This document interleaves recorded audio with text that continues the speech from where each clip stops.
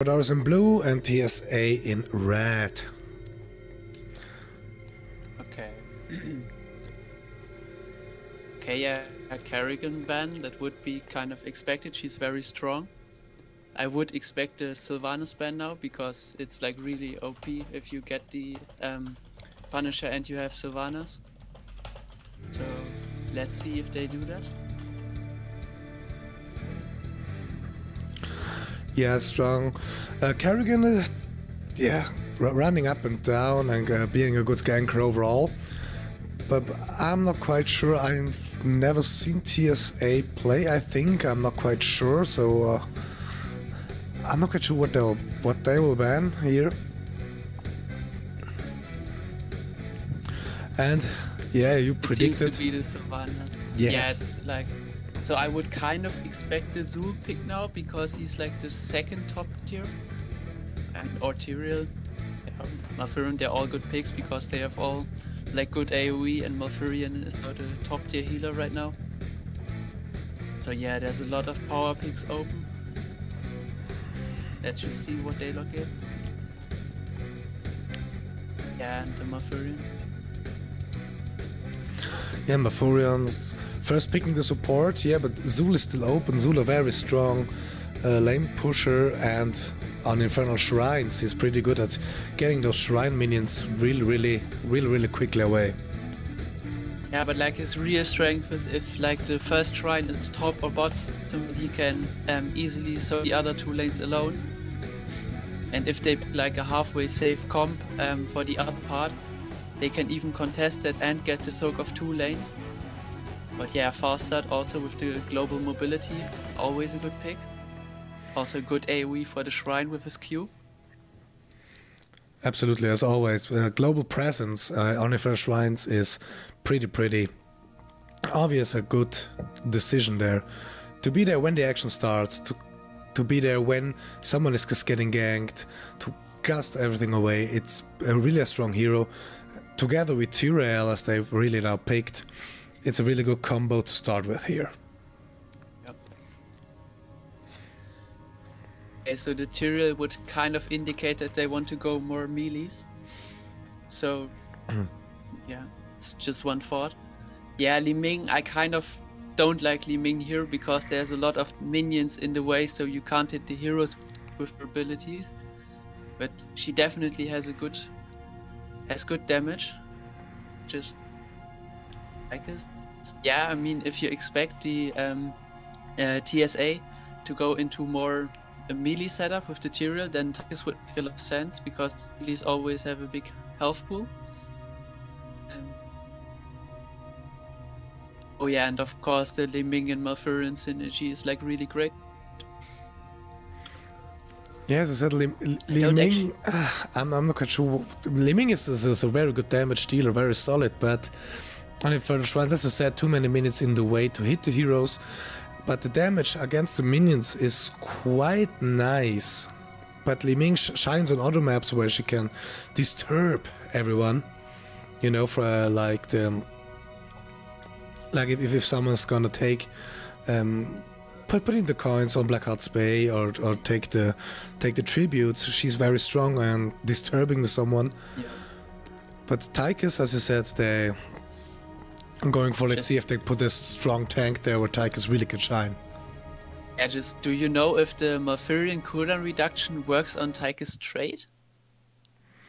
I haven't actually tried that. So that would be really great for them if that worked, because then you would like be really shredding the melees. Yeah. Oh, an ETC ban? It's interesting. Yeah, I mean, Farstad and Tyrael both don't have a way to interrupt. Well, except for Gust, but... Okay, a Brightwing ban.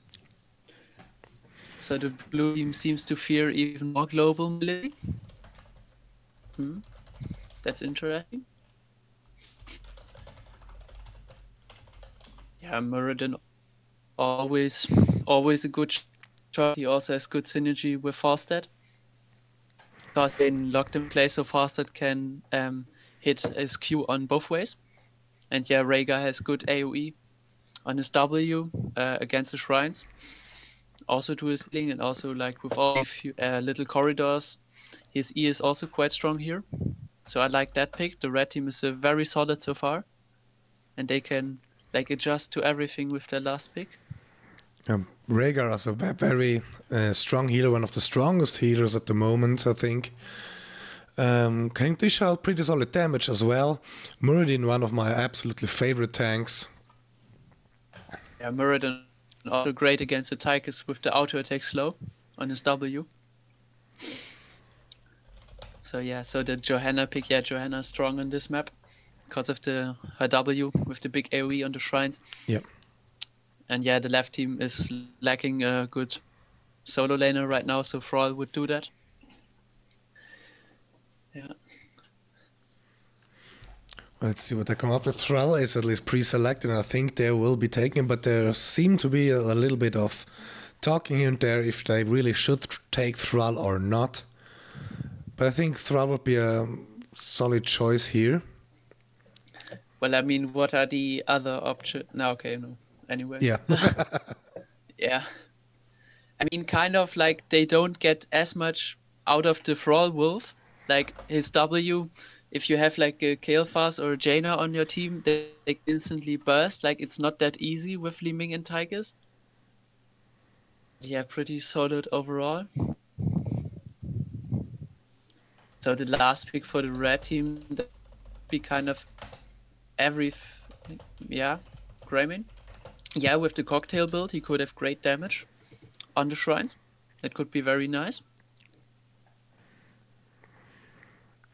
Yes. Let's say what would be your pick? Who do you think will win this game just based on this picks here? Well, what do you like more? Like I think the red team has AoE on every of their heroes, and AoE is of course very strong. Also, the red team has global mobility. So I would kind of favor the red team, but they are lacking a strong solo laner against the Thrall, so that I don't know how that plays out. But I would favor the red team. Right, yeah.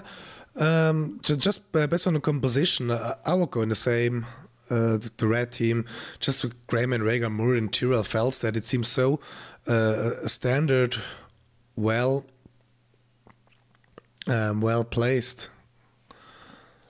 Also, like when the Greymane wants to go in, he has the Muradin who's following, he has a Tyrell who's following, he has a Rhaegar who gives him extra damage with the W.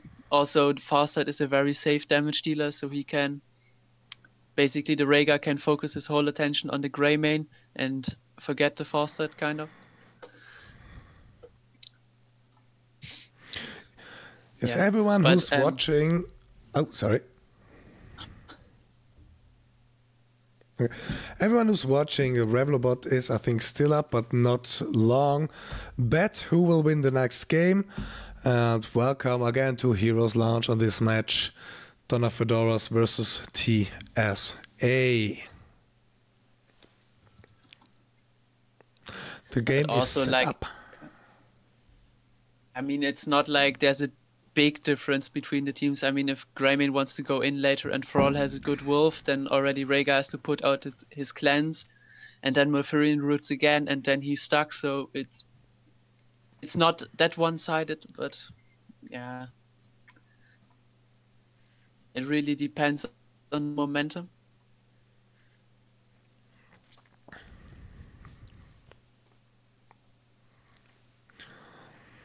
All right, we are set up and ready to go.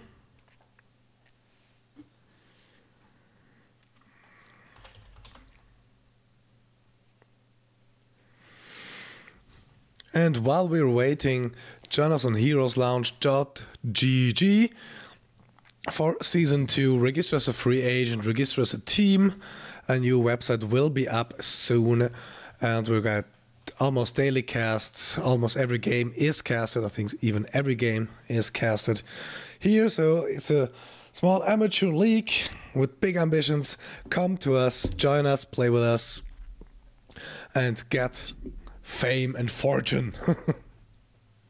Or just have fun and have a good time. That's also enough. But yeah. They're asking if we're ready. We're ready, right? We're damn ready.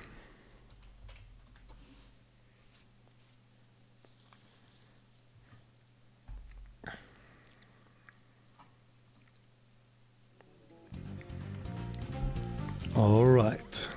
Gonna adjust my microphone a little bit so I can see better. And we're waiting for the game to start. Everyone's ready. Soon the loading will begin. And there we hear it.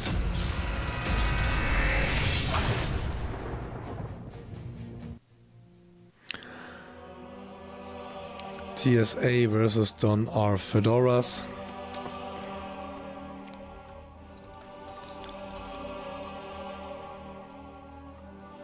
Does TSA stand for anything, or is it just TSA? Yeah, I just shortened it to be better displayable. Let me look it up. It is, in fact... Yeah, be prepared, caster, be prepared. It's Team Something Awesome. Oh, yeah. Team Something Awesome. So there's a very long name, so we shortened it to TSA. I think they shortened it themselves even. Yeah. So on the right side we see a lot of synergy. They're all having the Vala summoner icon, or what it's called, player icon. Well, I hope they play as a team, because Heroes of the Storm is a team game. So even if you play yourself somewhere in Hero League or some quick matches, if the team doesn't play together, doesn't communicate right, the whole match is already lost from the minute it starts. And that's what the good teams here in Heroes Lounge and everywhere, also the professional teams, make different. They really communicate, they really act as a unit. Everyone knows what everyone else is doing. So this synergy can really play the really big part in the whole game. Yeah, but like also looking at the compositions for the red team, it's a lot more important to have good synergy, because like they have this all-in dive comp, and the left team has more of a peel and take the immortal, Punisher composition. So yeah, really looking forward to this. Absolutely. Yeah. Right, we're still loading. Soon everybody has loaded. Some with better PCs, some with less good PCs. I don't know what their setups in fact are. But I'm really looking forward to this game. I see the comps are different enough. But as I said, I favor the red team. Just it seems so standard. The heroes we see all the time, like Falster, Drager, Muradin, Tyrael, Greymane. It's so, yeah, it's almost meta.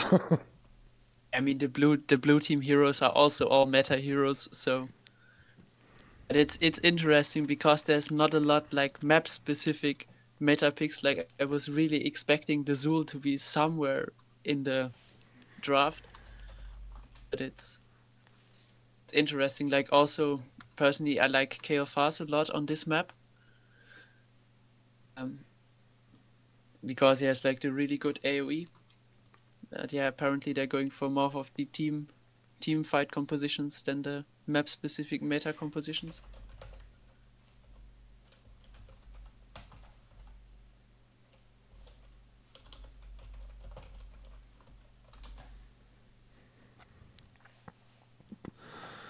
Context West, and we are ready to go. And let us introduce the teams. On the left side, the game is paused, no problem. On the left side, we have Donna Fedoras with Epic Source playing Thrall, Aperture playing Johanna, Mist playing Li Ming, Just Josh playing Malfurion, and Oriel Wood playing Tychus. Okay, so for the red team, we have a Vertimax on Tyrael, Bramaham on Rhaegar, Fire on Muradin, Raz on Greymane, and James Hux the Falstad, who's currently not loading in. His game got shut down. His computer is special. Found the potato PC, yes. But that means we can prepare and look at the map. Make a nice little scenery here for the viewers who don't know the maps. Maybe like throw out some expectations of talents, or like where there are different choices of talents. Like for example, Malfurion has quite a few talents he can pick. I mean, he can go with the cooldown reduction for his trade, because like the more cooldown reduction he can give other, the better. But he could also go for his W, because that gives him more damage, like also more wave clear. And I think more damage against the shrines, but I'm not sure if they count. Like also with the Falstad, if he's going the hammer build or if he's going an auto attack build. Also interesting. Yeah, I'm always pretty cautious about predicting those talent choices, because a few games I've casted, there were sometimes the obvious choices, you know, the obvious builds you see, but sometimes those twists where we just were there. What? Why the hell did he pick that talent? Well, I mean, I'm hoping that they're like surprising me with some good talent, so I can like abuse that in Hero League. But I mean, yeah, there's like if there's multiple good builds, then I mean it's. Yeah, you have to be careful with predicting, but I mean, there's nothing better to do in the pause anyway, so... Yeah. Meanwhile, I'll hype the stream a bit again. Follow us on Twitch, like us, tell your friends to watch Heroes Lounge, tell everybody here to watch us. We're good. We have good games, we have good guys playing here. We have hopefully good casters. We have lovely different casters. We cast all the time. So join us here, join the fun. And enjoy Heroes of the Storm. Gonna watch my voice.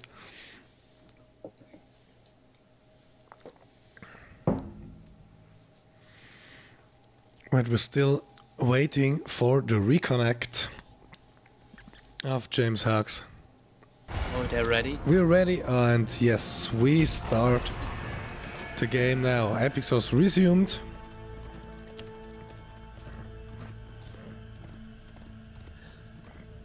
Okay. Looks like the Tychus is AFK now. I hope not.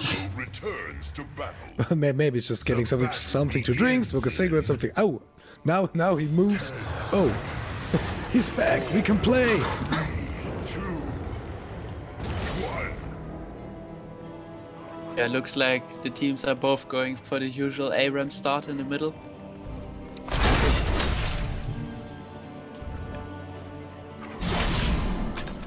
But both teams are very defensive. Yeah, they want to see what they all are about. If they're aggressive or not, the other team. Oh, some damage is going on here.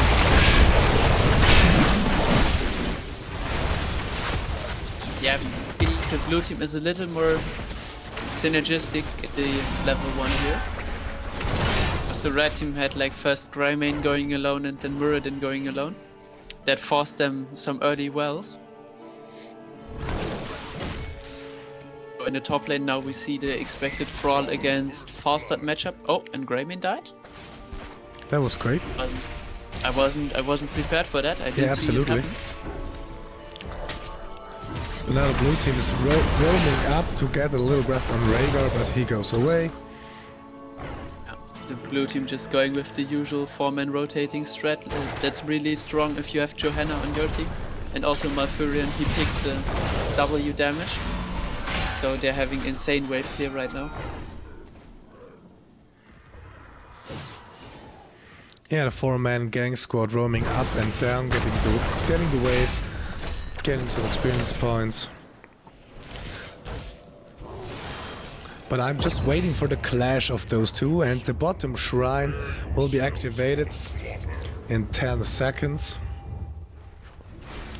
The in-game sound is a bit too loud, so I'm tuning it down a little bit. That should be okay. And we are waiting.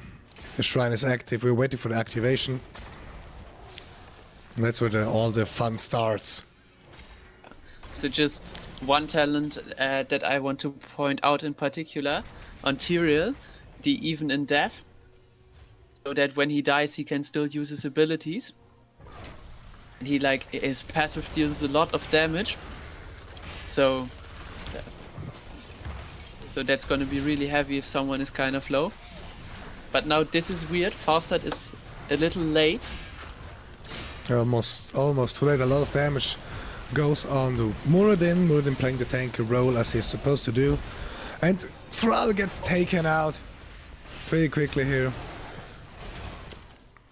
Yeah, so that's a big blow for the blue team. Now they basically have to give the thing up, because I don't think they can contest. I mean, yeah. Liming can poke a little. Like maybe they're able with Johanna, Tychus and Liming able to get the 40 things. Yeah, it looks like the red team is retreating. They're letting them. Yeah, they're in a good position, but now the Punisher is for Dawn or Fedoras the first, the Arcane Punisher making its way to the bottom lane. And hopefully for Dawn or Fedoras making a ton of damage. And John Cena's in, gets a bit damage done. Gets taken out pretty quickly as far as it seems, the first Punisher, so that shouldn't be a problem. And Epic Source just disconnected. Yeah, so it's normal that the first Punisher doesn't do a lot. But the blue team got both of the towers, so that's already a good trade. Also, so what we're seeing now, what's interesting is that the red team sent Greymane to the top lane to soak against the Thrall. I would have kind of expected the Falstad, because Greymane has more DPS than Falstad. Falstad is with the Q talent kind of more a burst character. Okay, so now we're having a break again. Let's just look at some other special talents, like for example Tychus level 4 in the rhythm. So this is quite a nice talent against 3 or 4 melees.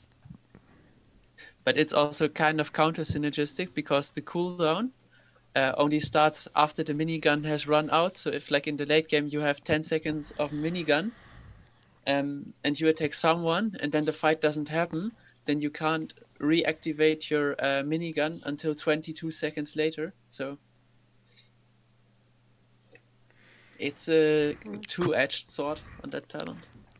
Yeah, but I think the thing about this was really having a very strong late game, the possibility to really get damage to the other team in a good manner, in a really nice way for them. Yeah, but I kind of feel like if they want like the late game damage, then you could also take like the bigger they are, so he then deals 4% every shot to opponents with more than 40% health, and then if they're like below 40%, then Thrall, Liming and Johanna go in, because they should be able to burst him then. But yeah, I mean it's not a bad choice. It's just depends how the red team plays around it. Yeah. So we seem to be ready and resuming the game pretty soon. The Punisher is already pretty low on health with 14%, so he gets taken out just a few seconds after we unpause. And look at the health bars. Everyone's doing quite fine at the moment. Rhaegar with the heal, no problem. And there we are back, and the Punisher goes down. And there was this, but the towers are away, as I said. So that's a good head start here. Falstad goes in the middle. But also, like, one thing, the blue team lost Soak, meanwhile in the top lane, where Greymane was. So there's almost no XP lead for them.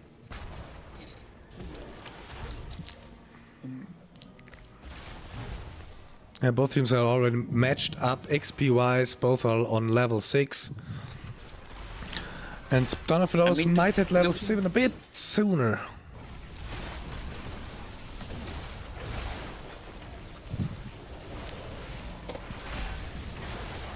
As I got up to gestanden, Tychus gets focused, gets away behind the wall. No problem there, but it was quite close. So the 4 main gang squads, they are pretty good matched up at the moment here in early game. Yeah, so like the blue team has a lot of wave clear in their rotation, but like their hero damage, a lot of that comes out of Brawl. At least a lot of the target hero damage. So they're kind of missing out on that right now. So I feel like if the blue team just clears the wave, they're better off than really fighting right now.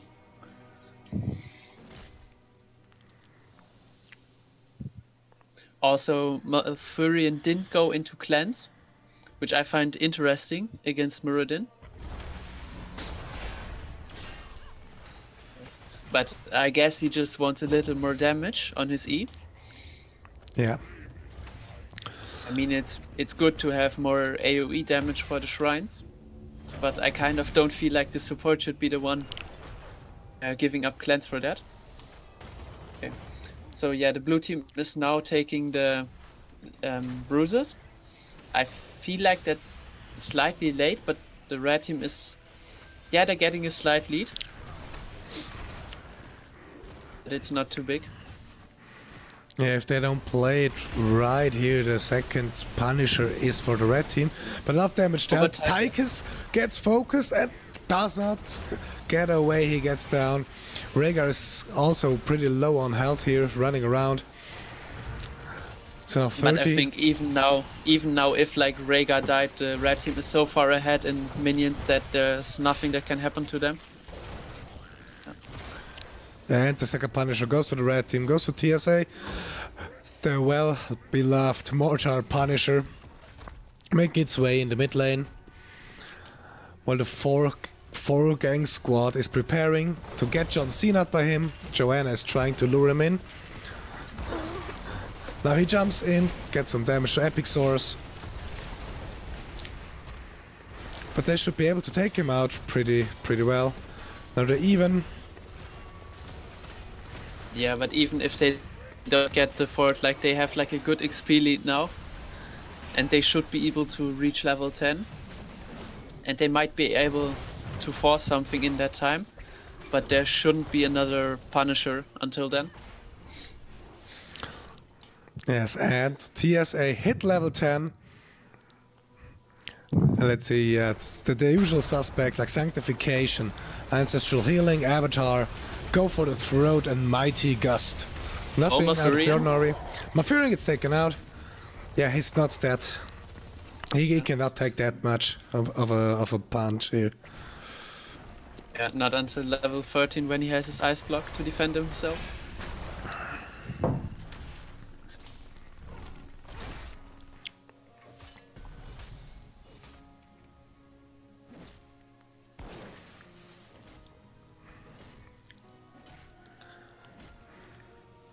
So a little bit of a quieter phase right here. I'm getting some experience points.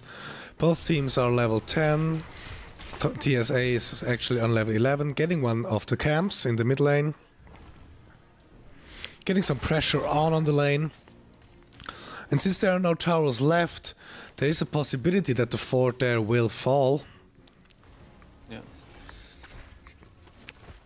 Yeah, but I mean, unless like the red team now fights with the blue team, I don't think the siege camp will really get any value.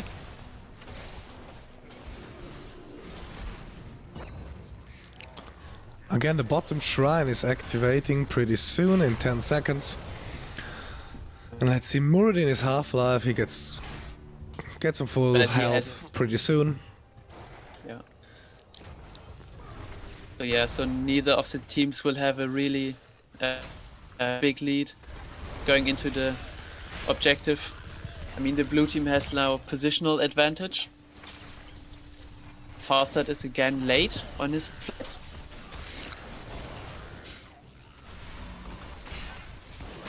Yeah, that is valuable time. The later in the game it gets. Oh, 8 big stars gets focused hard. That survives and that's a gets big taken out. It's oh, the whole throttle went into the sanctification. Great. Got so much damage being dealt right now. Johanna's getting everyone back in. Tyrell needs to go back. And the red team needs to get back. They don't have the health left to get in anywhere near this fight. And get the third Punisher is getting taken by Donna Fedoras. The so-called frozen Punisher going in the bottom lane where already 2 towers have fallen. But that was a pretty hard hit there against TSA. And the fort gets taken down. While the frozen Punisher just get a little bit of damage in there. But this might be good. They might still be able to get the wall of the keep. Maybe even force that. Oh. Yeah, gets taken out. Now they should. Now they should definitely get the wall. And I'm not sure if Greymane stays in the middle if they can defend the keep, because now the blue team has the talent lead. Yeah, just for a moment, Greymane was flanking the others, but then got back in the mid lane to get some experience points. Tyrell gets killed. 4 versus 0. That's pretty harsh here. And they make their way to the core. The core is open right now. They can attack the core if they want to, but they better go back, gather again, wait till the next team fight. Yeah, it's still early in the game. The death times are so short. Absolutely. Don't think they could have ended, but yeah, I mean, a keep at 11 minutes. That's good. That's early. Absolutely, a lot of pressure here on TSA. They need to react. They need to put themselves together, get the next Punisher if possible, make some 1 or 2 good team fights. They're 1 level behind, so they need to catch up. So yeah, so one interesting talent that I want to point out, Malfurion went into the full Moonfire and not into the Ice Block. I was kind of expecting the Ice Block because of the high dive potential of the red team, but apparently he really thinks he needs more damage. Oh wait, no, this is radius and mana cost reduction. Yep. But yeah, I don't really see why the Malfurion. Yeah, I mean, we will see.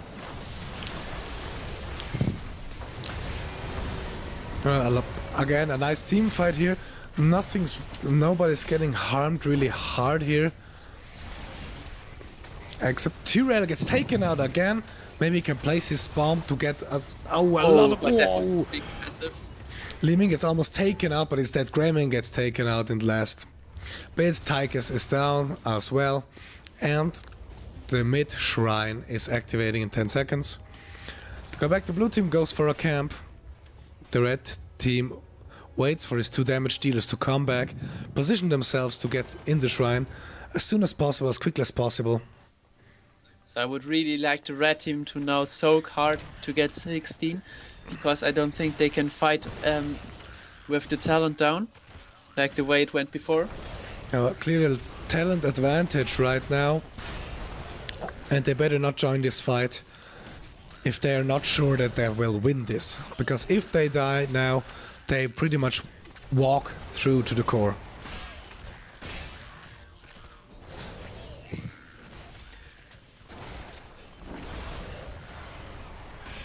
So yeah, but the red team doesn't even contest. No, that's better for them. They need everybody to defend now. They need to get as much damage in, they need to get rid of the Punisher, and they just need to defend as hard as they can. Now they're level 16, now they're even on the levels. Now they can join in. But they have to be very careful what they do now, because the Tyrell is taking a lot of damage. But yeah, this Punisher, like, by the time it really packs the punch, they really can't afford to lose anyone. Yeah, the wall is taken down by Storm here, almost, one could say. The Punisher gets taken out as well, but they managed to get some damage on the fort there to get their second way into the core. And T-Rail gets taken. Ooh, oh, nice sank wall. Very nicely done right there. They survive and drive them back. But T-Rail gets slow again. But Thrall gets taken out. Oh, but Li Ming resets. Yeah. Oh, that one hurt. Falcon is the last one alive. 4-2. Very nice trade for the Fedoras. And they need so to... yeah, they should be able to get to keep now. But there's one thing right now I'm realizing that I have to point out, like the Li Ming talents on level 7, she went into Seeker. That's single target damage if her Qs hit the same target. I would have kind of preferred Calamity, so damage on her E, because that's AoE damage, that's good for the shrines, and like also with the resets there, that could have been really big. I think it was kind of a problem because she had to cast her Q and her W in short range. Yes. Yeah, interesting choice, but... I don't see where they need the single target damage, because they have Tychus and Thrall for single target damage, but if it works for them, it must be good. Yeah. Now they got 2 ways into the core, a camp going, so this is right, a lot of pressure going on there, and the shrine in the bottom lane is activating, so this Punisher can just walk straight to the core. One level 19 to 18, 12 kills versus 7 kills. So you see, it's not, it's pretty one-sided, this map, I would say. Yeah, it's quite a snowbally map. Yeah, Donna Fedoras, a very strong performance up until now. Really almost dominating this match. They join in for the team fight. Li Ming gets taken out. Oh, it's Rhaegar who got taken out. Ah, my interface is a bit wrong. Yeah, it's Rhaegar got taken out. Does that. Yeah. I was also like wondering, well, wait, how did Li Ming die? Yeah. Isn't she like on the blue team? But yeah. So I think this might be game right here, because I'm not sure if the red team can defend against the Punisher now. The Arcane Punisher comes to life. Yeah, that's also like the strongest Punisher. At least I feel that way. Oh, but the red team is doing a gank push here. Ah, but Li Ming spots it out. Yeah. John oh, Cena but this... Okay. Yeah, Greymane gets taken out. Yeah. Muradin is getting damn low. That's could be game, yeah. But 5 guys together with the Arcane Punisher at almost full health, walking to the core. Yeah, this could be really game. Level 20 to level 19. Talent advantage.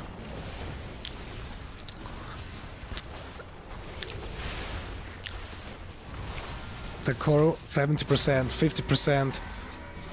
Yeah, that's no use. This is game. I would say GG on this first map, which goes to Don R. Fedoras. Well, I guess we were both wrong with our prediction there. Yeah. But yeah, it was like the red composition had to really get in the face of the blue team, and like because they fell behind on the second Punisher, they kind of couldn't do that. Yes. Here's a quick look on the stats. Li Ming did a lot of siege damage and hero damage. Felstad a lot of siege damage. Yeah, he soaked most of the time. Yeah, it was almost almost one-sided. Pretty much in favor for Donna Fedoras, who really almost steamrolled. Not quite that much as other games I've seen from other teams, but they were pretty dominating. GG. Yeah, they just played very calm, very collected through the objective. Not just stomping them always. But yeah. Hello. Hey. And the draft has started. Okay, so yeah, like few things that are very strong on this map. Global mobility and poke heroes. So I'm kind of expecting Fostad and Brightwing to be either picked or banned. Yeah, also Zagara is very good for interrupting. So it's understandable to see her banned. I would kind of expect the Fostad ban now. Carry would be interesting. I don't think it's one of her stronger maps, but she could definitely. I mean, I don't know if it's like a special pick for TSA or not. Yeah, Malfurion is very strong in these sustain fights or poke battles. Absolutely. And for those on Twitch joining us, follow us, and the new Revlobot is up for the second round. So much more. Now my in-game sound just got I'm expected so much more. Bet all you have, bet on Donna Fedoras or TSA. But enough talking, back to the draft, which is important here. We see ban Kerrigan, ban Zagara, pick Malfurion, pick Li Ming from Donna Fedoras. In my opinion, a very strong hero on Cast Hollow. Yeah, the same, like we already mentioned it in the last game, like we kind of more expected the Li Ming for this map than for the last one. And like the Li Ming was one of the stronger players of the team, at least what it looked like from the damage. So I think that's a very good pickup for them.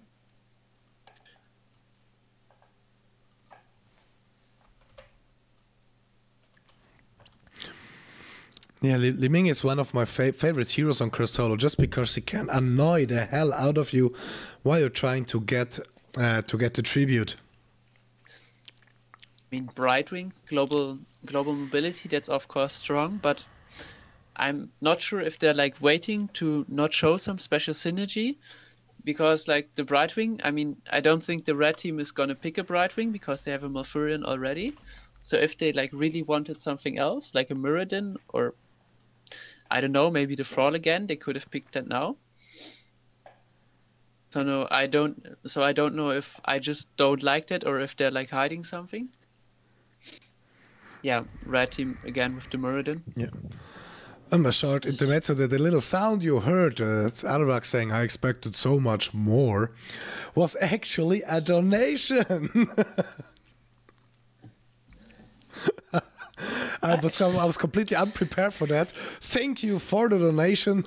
That was absolutely cool. Thank you very much. I was completely not prepared for that.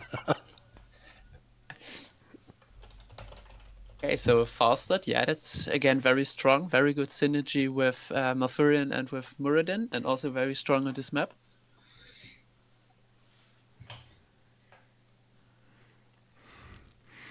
Yeah, so we have Brightwing and Falstad with both a kind of a global presence, which is very nice on Cursed Hollow, where these tributes spawn on different parts of the map. It's a somewhat large middle map.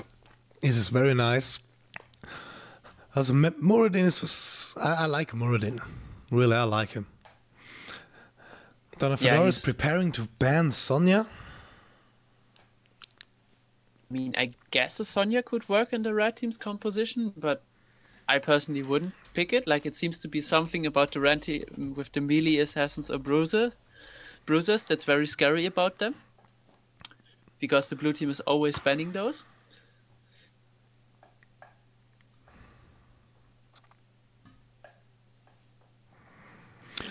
ETC ban. Okay. I mean, yeah, of course, with a Brightwing, you pick away the counter. So you know for sure that they're not gonna pick ETC. So yeah, the ban kind of makes sense.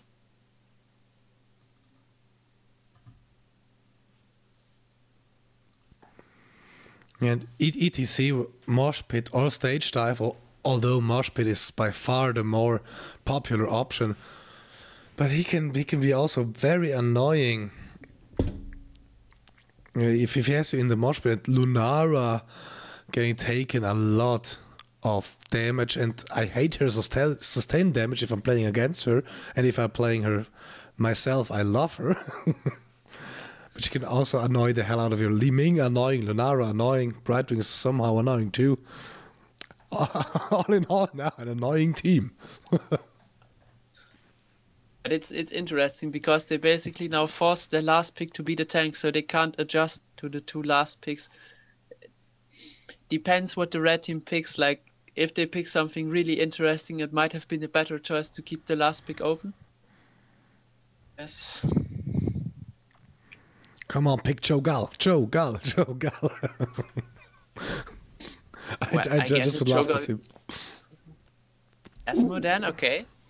Yeah, I've seen some Asmodan because he's good with Malfurion with the cooldown reduction. Yeah.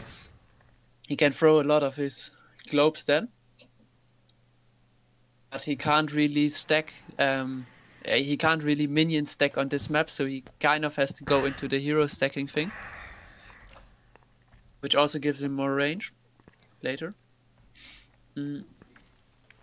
So I would kind of expect a second frontliner now.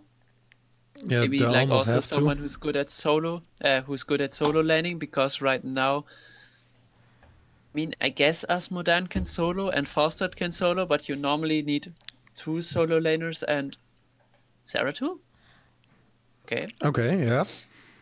I don't like the Zeratul pick into the Brightwing, but that's I guess just a personal thing, because like if you go in, you'll just get polymorphed.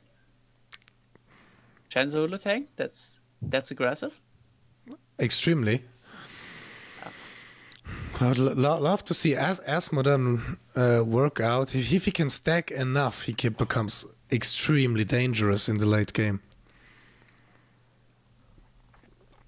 And Malfurion, yeah, I see him picked more these days.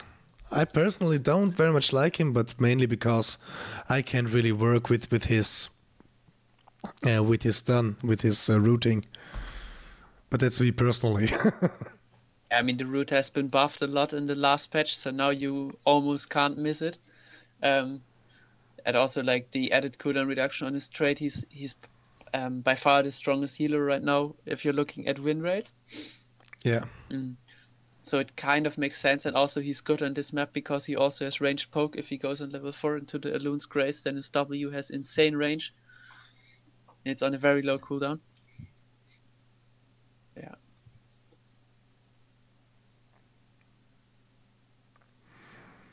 Right, the lobby is being set up, and what do you think, based on these picks, and maybe even in the performance from the previous game, who might win this map? It's difficult again, because I'm not sure if a Brightwing can really heal a Shen if he's going ham. I also don't quite like the Zeratul pick. I mean, both compositions are quite strong for the map. They both have global mobility. But yeah, actually, I want to see the red team win because they have poke on 3 heroes, and that's like good for like interrupting hero. But they also have quite a solid team fight. Just want to take this to game 3, and I think the red team can do that if they're not unlucky again in the mid game. Like, this composition isn't that much about diving the other team hard as the last game was. So I think they can do that. Yeah. I personally would love to see TSA win. I hope that they learned from the mistakes maybe they made on the first map. But I think from a composition wise, for me it's somehow even, but I favor Donna Fedoras more, just because I like Li Ming, Lunara, and Brightwing in this combination here.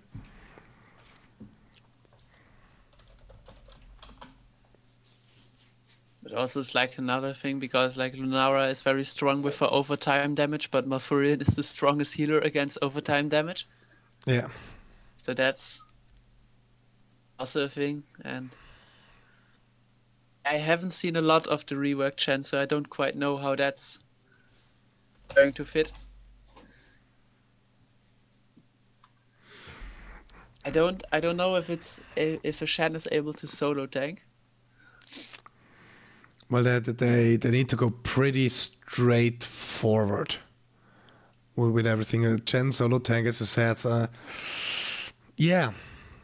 Yeah, but that's risky. again difficult because you have a Lunara, and Lunara basically says you don't want to go forward. So yeah.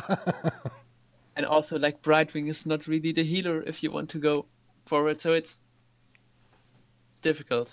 But also another thing, like Brightwing has on level 4 the stealth reveal against the Zeratul. It's like another thing why I don't like that pick. Like I would have really liked the red team if they had taken maybe, I don't actually know, like maybe just again like a Tyrael or some second healer like a Tyrande or a Tassadar. Just not a melee assassin, but yeah. I mean, right now, depending on what talents the Zeratul goes, he can go Giant Killer, Falstad can go Giant Killer, so they have 2 ways to melt the Shen. The votes on the Revelbot are closed meanwhile, and it seems to be in favor of Donor Fedoras. So, yeah, I think they put on a very strong performance in the first game. So, I really hope that TSA learned and can hold against them. The game is loading. I hope we can start right away without any disconnects as in the first map. Yeah, would be good. Would be very nice. Okay, so this time we see the blue team. Donna Fedoras has the synergy with the icons. I mean, last time it was the red team. Yeah. Was it? Yeah, it was the red team, yeah. Everyone has said Valor. They somehow heard us saying that, now they're just trying to confuse us.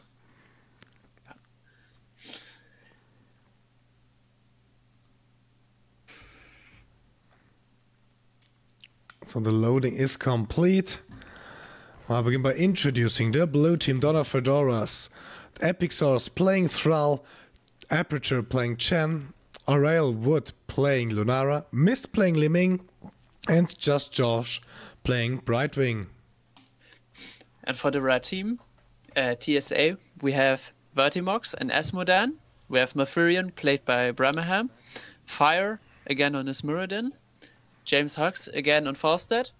And Zeratul, played by Raz. Whatever. I don't have my glasses on, I can't see if it's an A or an O. Whatever. And again, and a pause. The break. Oh man, Awesome. Who disconnected again? Josh ripped. Disconnect, yeah. Again, the same who... Oh no, it's a different one who was disconnected. Well, if they need time to discuss their strategy, yeah. I think last game it was the faster player from the red team and later the now Lunara player from the blue team who had to disconnect. It's like also another interesting thing that we see right now is that the blue team doesn't seem to go for the 5v5 ARAM start in the middle because Fraud is already going to the top side. Yeah. And resume. Asmodan already a little bit of, not really damage, but telling everyone, hey, I'm here, go away. So yeah, Asmodan is actually going for the hero stacking and not the minion stacking. So he's not gonna be that much of a late game monster. Still gonna be decent in the mid game.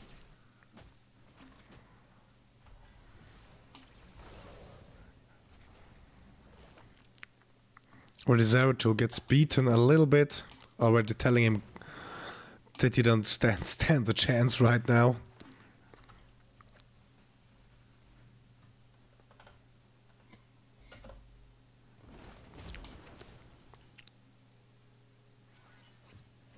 Okay, so for the talents we see, Farsad is again going for the Q build and not for an auto attack build. I kind of feel like against the Shen, like Giant Killer makes a lot of sense. Because, yeah, it's just he has so much health and he's not gonna do a lot against you. At least not against a false start. Because Shen is most likely going to focus the Asmudan if he can get to him. Yeah. But yeah, we have to see how that plays out. So what else we see, like the Li Ming is already making an adjustment on level 1. She's going into the spell shield kind of talent for her Q. So yeah, I guess that's an adjustment against the Asmodan and maybe the Zeratul.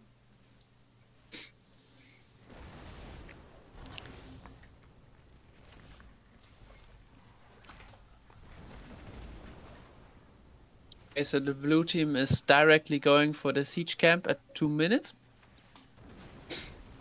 It's a good move. The red team doesn't seem to be responding at all.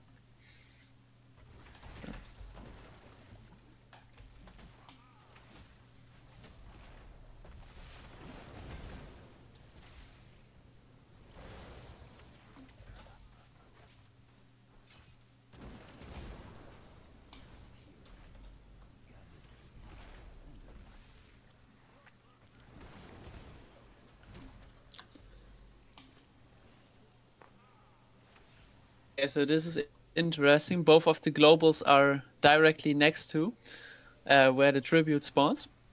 And it doesn't look like Zeratul is actually rotating. Or at least he's late.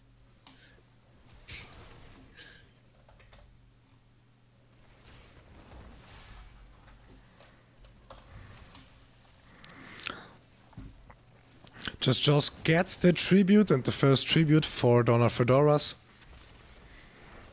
Without much resistance right there. It's the first tribute, so it's not that important right now, but that become pretty important later on. Yeah, I don't like the way the red team is doing this, because last game they also had the problem that like one of them rotating was 10-15 seconds too late, and then they couldn't contest. Yes. Yeah, the first tribute is not that crucial at the moment, but as soon as the blue team, let's say they have the second tribute, then it gets really critical.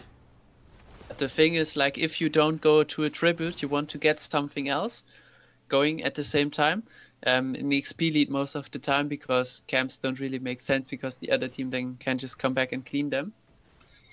So, but the red team doesn't have an experienced lead, so that kind of didn't work, so they just didn't get anything. Yeah, meanwhile, but this one at least has a favorable position on the map, and there's a pause again. Great. Yeah. Meanwhile, on top, Thrall gets a little bit of pressure on. The one tower getting taken out, and the second one is falling pretty soon again, I think. And near the top lane, the second tribute is about to spawn in about 9 seconds. And the majority of the blue team is already almost right there. But again, as someone jokingly said, the new pause meta is live.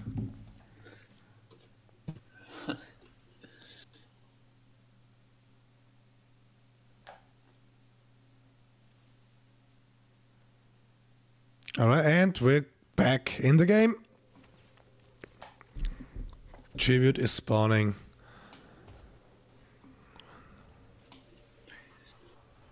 Yeah, but the red team has already a very good position, so I would be quite surprised if the blue team actually gets this. Yeah, no, they can't contest. Yeah.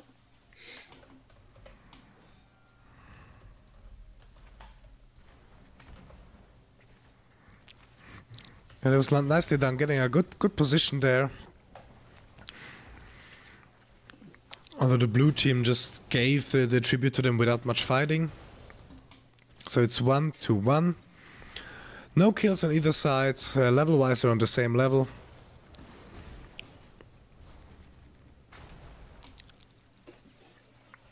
But they're getting a little bit more aggressive right now in the mid.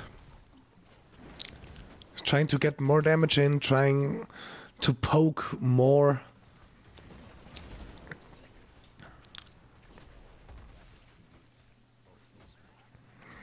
And the next tribute is already beginning to spawn. Yeah, so this is on the side of the blue team, and the blue team is already getting into position. It's... Red team might be able to still contest. Yeah, they should be able.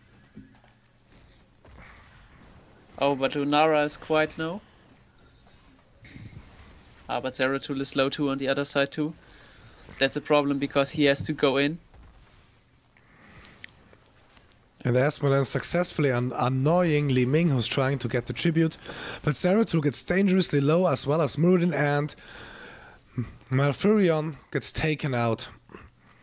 And the third tribute, number 2 for Donna Fedoras.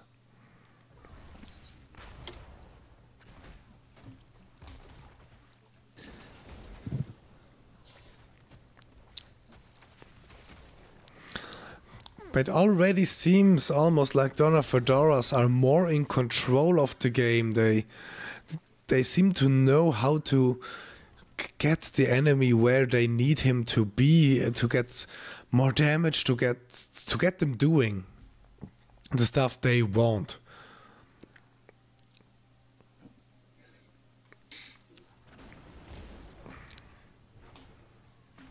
I mean, it's interesting, like the red team doesn't even contest the waves before they get to the towers in the middle.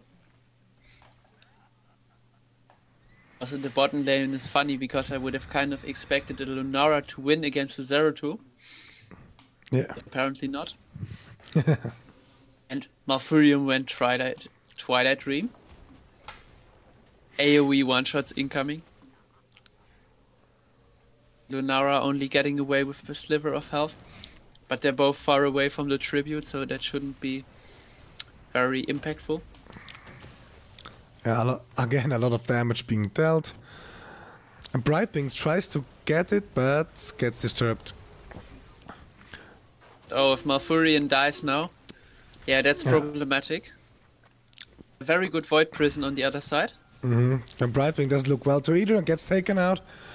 Zeratul gets taken out as well. 2 versus 2. Yeah, but the blue team now has the positional advantage. The red team can basically only contest if Asmodan hits some good globes. Ooh, yeah, like that. Maybe now Falstad with a hammer. Ooh, Lunara gets taken out by Falstad, very nice. Chen tries to Hearthstone there. Successfully now. Li Ming has no mana, so she's not gonna do a lot. And I think this should be a tribute for the red team. Yeah. Yeah, absolutely. Well played. I didn't think that would have worked. But the way that outside, Asmodan disturbing a little bit, waiting till everybody's back in action, and then picking one after another. Yeah, they had the advantage. They had the advantage of losing their members earlier than the blue team, so they're also respawning earlier. And with the Asmodan Falstad, they could stall very good. Yes. So also I haven't seen this level 7 talent on Lunara a lot. Splintered Spear, I mean, I guess this is not a map where you get a lot of value out of Nature's Culling. Yeah. Because the objective is not single target, but yeah, I haven't seen this talent, so gonna look how it works for her. Yeah. 5 versus 4 near the bottom tribute. Again, I feel like Falstad is late. Yeah. And the Twilight Dream only out. hitting Thrall and Shen, but that's a great Void Prison right there. And great follow up with the Asmodan. Like they're really stepping up the teamwork in this game. 4-0, and Chen, this better not go here. They're going for the boss. Good decision there. Get some extra pressure if they get the last tribute, which they, it seems like they will. Yeah, now Malfurion gets the tribute. They get the boss, and that's I would have said shitload, but that's a great load of pushing power there. Yeah, so they have the boss, they have the curse, they even have a talent lead over that. Yeah, that's... So they're this time really in a dominant position. Like the top fort is also going to fall due to the Asmodan pressure with his trade and the curse. They're not even caring about the bot lane. Like the boss will take down the fort and get them the XP, and meanwhile they take mid down. Yeah, they can take mid down pretty easily, pretty quickly. While everybody's defending against the boss. But the boss is down pretty much now. Doesn't make its way to the last wall. And now they're ready to defend against the enemy team. Oh, but a lot of damage on Lunara. And Fraud. Oh, that's Zeratul. That's unlucky. Yeah, Zeratul is just too squishy in such a situation. Falzak gets taken out as well. But the rest are in a slightly better shape. But they made a really good way with this tribute. But they have to be very careful about the next tribute. Yeah, I kind of feel like they went for a little too much there, because they didn't have to go for the mid keep. They already had a 2.5 talent lead, level lead. Right now they have less than a 2 level lead, so they kind of threw a little away there. Yeah, I don't feel like they had to force something right there, because they could have just gone back, heal up, get mana, and go to their boss and bait around it, because if they're level 16 and the other team is level 14, then you want them to fight you, but if they don't come to fight you, still get a boss. So I feel like that would have been the better move. But also, like I pointed out earlier, I was looking for a giant killer on the red team against Shen. Mm-hmm. But neither of them feel like they have to go giant killer. Yeah, so here's the fight happening. And Shen is alone. Yeah, gets taken out. Yeah, 5 versus 1, this is no question there. Li Ming is slightly too far away to get any damage in. And so TSA just, gets a boss. Taking the Bruiser camp is the right choice, because if you can't contest the boss, at least get something. Get soak, get push.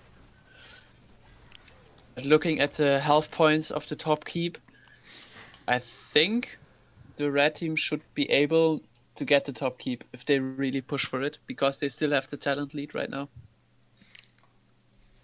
Yeah, but in my opinion, it would almost be better to push the mid. The mid is extremely low. And they seem to be preparing 4 or 5 guys in the middle. And the last... Yeah, I mean, middle would also be a solid choice. Yeah, Muradin goes for it. Just 1 or 2 hits with his hammer. And the mid is down. There we go. Zeratul getting the tribute without being disturbed, and nobody near him. Effectively now it's the fight for every tribute. So that blue does not get any tribute. That's their main goal at the moment. And get themselves 3 tributes. And if they get the next 2 tributes, that march to the core is deadly and could be game. But that's way too early to predict something here. Yes, because if the blue team gets a good team fight at a tribute and wipes the red team and gets the curse, then they should easily be able to get a keep themselves. So, like, I like Cursed Hollow because it's a very open map with the objective. I don't think the red team can force it here. No, they're not even trying, they're just poking with Asmodan. Yeah.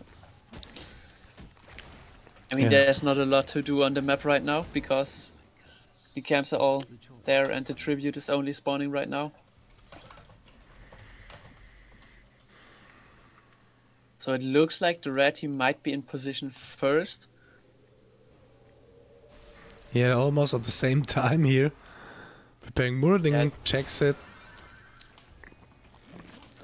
Oh, but they see the Zeratul, so he can't go in anymore. And yeah, the Asmodan throwing globes at the Brightwing is not really effective because Brightwing can just heal it back again without even having to use mana. And oh, Malfurion, that was one step too far in the front. Yeah, Zeratul, Malfurion, and the third tribute for the blue team. 2-1 here. Falstad almost gets taken out, gets away. Muradin needs to get back as well. Polymorphed. Yeah, but he can make it out. So this is what I meant, like now they should be able to at least get the keep wall in the middle, if not the whole keep.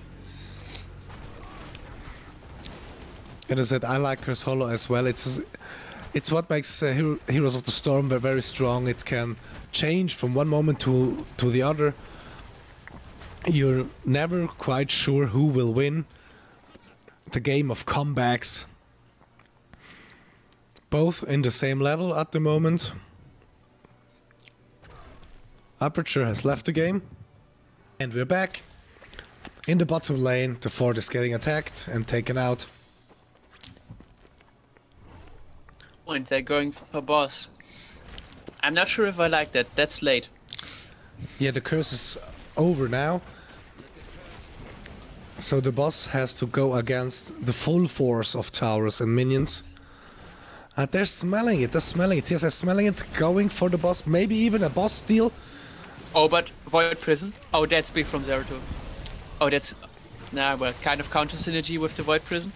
Yeah, but Zeratul is as a squishy. Malfurion gets taken out. Oh, but a great dunk by Asmodunk.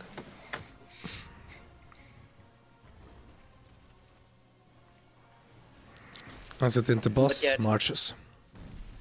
Yeah, it hurts because they lost one of their members and they didn't get the boss either. So yeah. The blue team has to send Li Ming back to defend against the mid wave.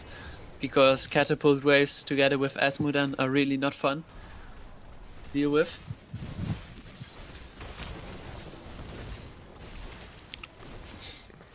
And you know, the boss gets a little bit of damage, but he gets taken out without being too hard.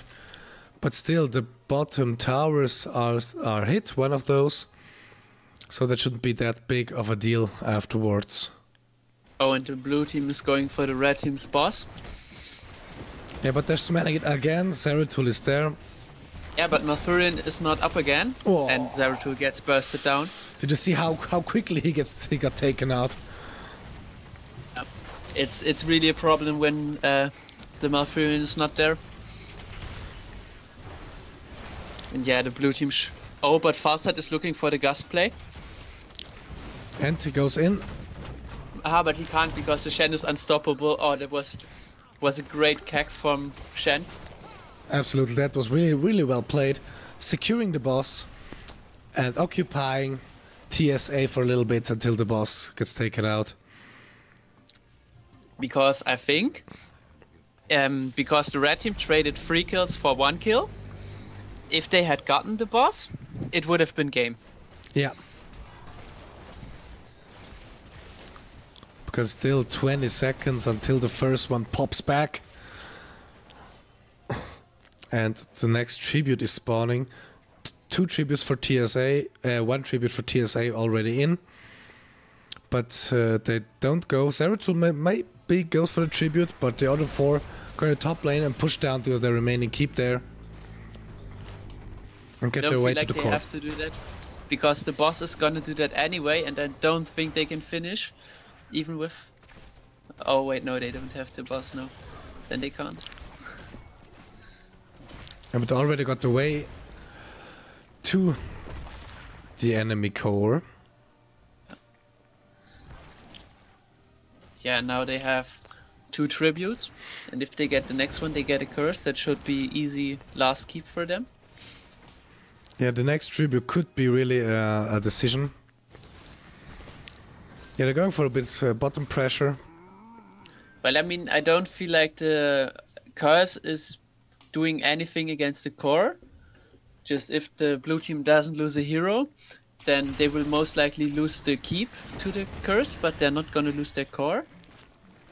If Nope. like a team fight happens and then the red team gets the curse, Yeah. that's... But the core being attacked from 3 sides, it's quite a task to defend that. And the next tribute is spawning. The red team is already almost in position to take this. The blue team getting ready to go in. Asmodan smelling what they're up to. Getting a globe, not hitting anyone, but he knows. This is one of the most important team fights in this game here. Lunara gets taken out. But Brightwing almost gets the tribute, but gets disturbed by Murodin and Asmodan. But Zeratul, yeah, he should be fine. Yeah, and Chen And gets there's taken the out. Storm Shield. And Thrug is taken out. Yeah, that should be game. Yeah, Liming, run away, try to defend as much as you can. But this could really be game, yeah. Thrall and Lunara, the blue team, are already calling it GG. But let's finish it for the fun of all who are seeing this. The core already gets attacked right about now. And this is game. GG TSA, well played. Learn from their mistakes from the first map. And scoring 1-2-1. GG, guys. So, kind of the picks that I'm expecting is Azul, because he has, again, very good wave clear. But on the other side, both teams don't seem to favor the Azul. Also, otherwise, like Kael'thas, maybe Jaina. But from the picks we've already seen, I guess the Tychus works good again. Yeah, Asmodan is insane on this map. So it's, yeah, quite logical to ban him. Also, Johanna, we've seen her. She's very strong here. Also, Kerrigan is kind of good. Yeah, the Malfurion ban, I think in the last 2 games, always the team with Malfurion won. So it's good from the red team to take him out if they can't first pick him.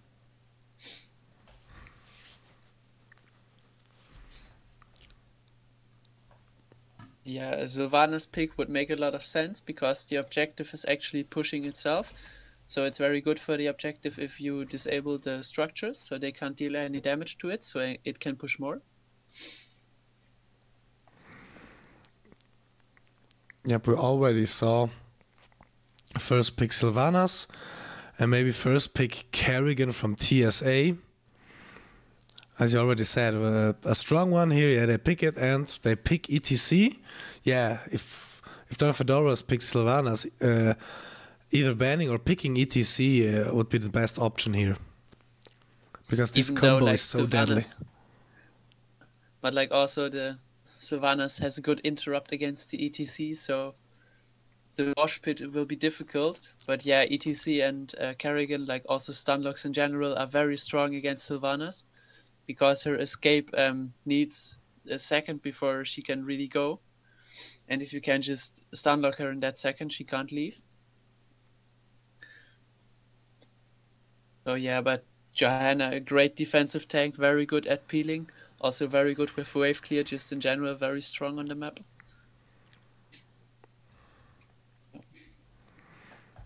For everybody in the Twitch chat, the Reveler bot is up again. And you are free to bet your precious, precious points on who will win this last map and therefore the whole match. Yeah, so a Zul pick, also very strong because Zul has great wave clear. and when the wave is gone it's still pushing, but also he's very strong against all melee assassins because he has this point and click route on his E. So the red team is now basically forced to pick a healer with cleanse, and to keep that cleanse open for the Kerrigan if she wants to jump in.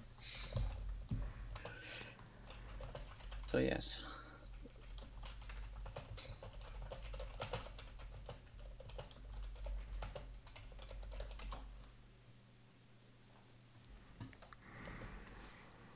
Yeah, expecting what they will ban here. With the ban, it's very open. I really don't know for the ban. I mean, the blue compositions go. The blue composition goes very well with almost all of the healers that are still open. At least a lot. Like it goes good with Rhaegar. It should go pretty good with Ufa. It should go good with Morades. I guess it could work with Kharazim. Yeah, but Lunara. Yeah. I don't know if the blue team had picked the Lunara, then the last pick would have been a healer, and then they wouldn't have a strong solo laner. But maybe they're just afraid of the Lunara because the Lunara was. Oh wait, was it the blue team's Lunara? Yeah. So maybe they're just afraid of that. But yeah, the blue team banning Ufa because Ufa has great synergy with Kerrigan and also great synergy with ETC. The Divine Mosh is one of the most disgusting combos in the game. So yeah, that's a very, very logical ban. So I would kind of expect the red team now to pick up a ranged damage dealer and a healer, because then they keep the last pick open for whatever they need. And yeah, Kael'thas, very good with his E in change CC comms, very good with his Q and W for AoE damage.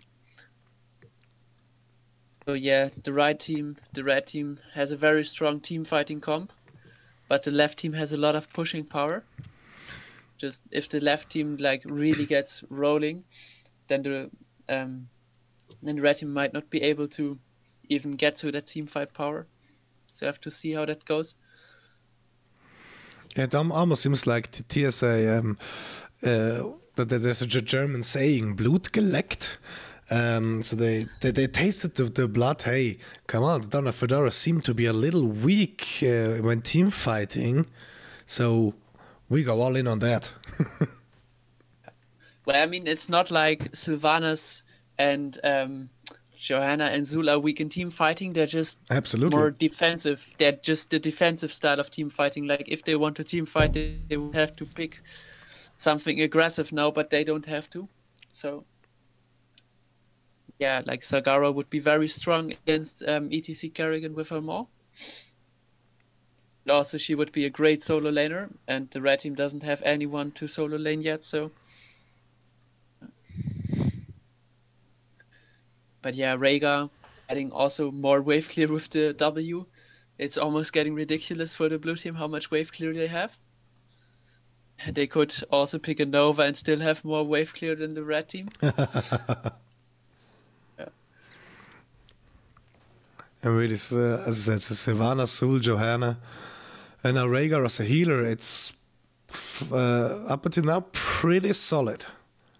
As well as TSA, I mean, Kerrigan, ETC, Kael'thas, and Brightwing. Yes, now Thrall is picked by Donna Fedoras. Both teams seem pretty solid. That's a strong solo laner. That's exactly what the composition needed. So that's a very scary, very map-specific composition. So I guess the red team now has to get a strong solo laner. I mean, they don't need another melee, so they could go for Sagara. Tassadar? Who would they want to shield? I mean they don't have an auto attack carry, so. Oh. Tassadar, it is. I don't know. Maybe if he's really good with his force walls, they can do something. But I don't think like his shielding will be enough. I kind of felt like more like the blue team could have picked the Tessida very well.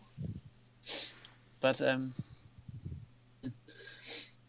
if they want to do it like that, I mean, Galephas should be enough range damage. And the ETC and the Carrigan have very good protection if they go in, if they have 2 healers. Still, I think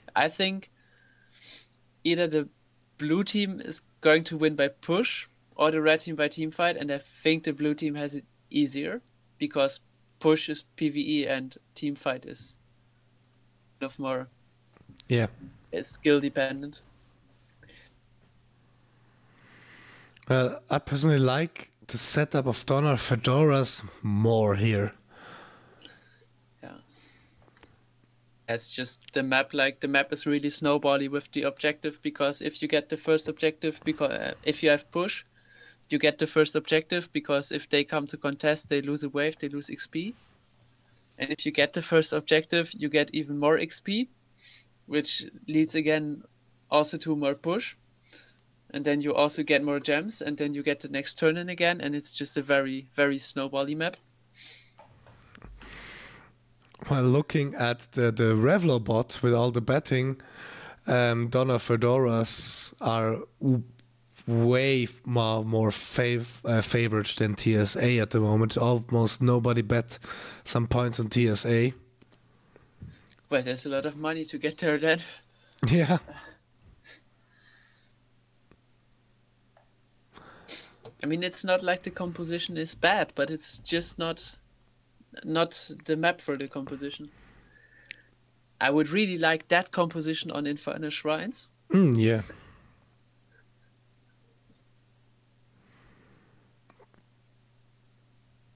But really, let's see what they can come up with that compositions here on Tomb of the Spider Queen, the last of the 3 maps here.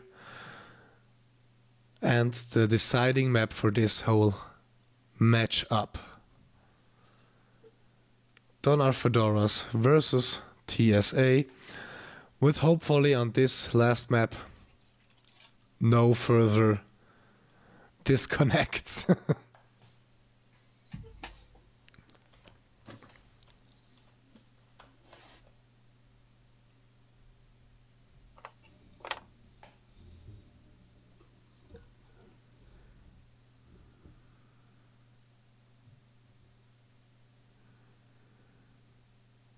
So waiting for one more to confirm here.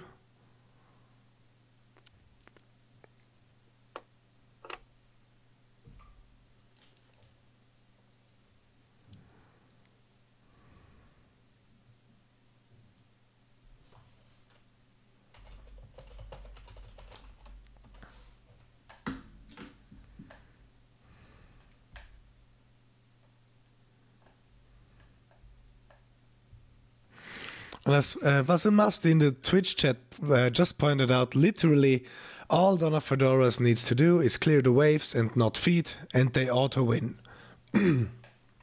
Just what I mentioned with the blue team only has to wave clear. Yeah.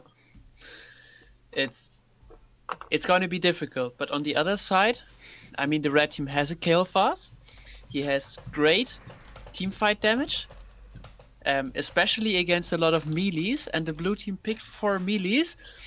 So if actually team fights start, like the red team can like really crush that so hard with a Galephas and ETC comp. So just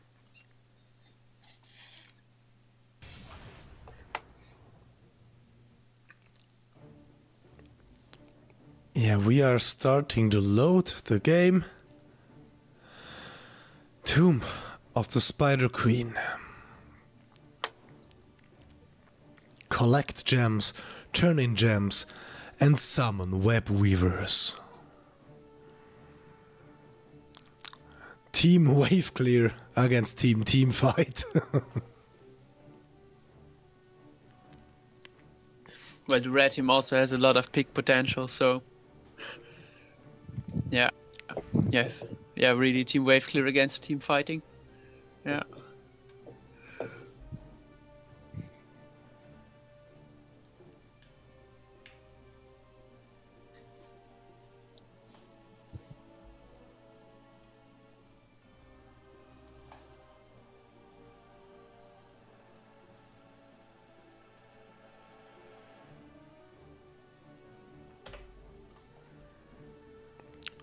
Alright, and everybody has loaded right about now.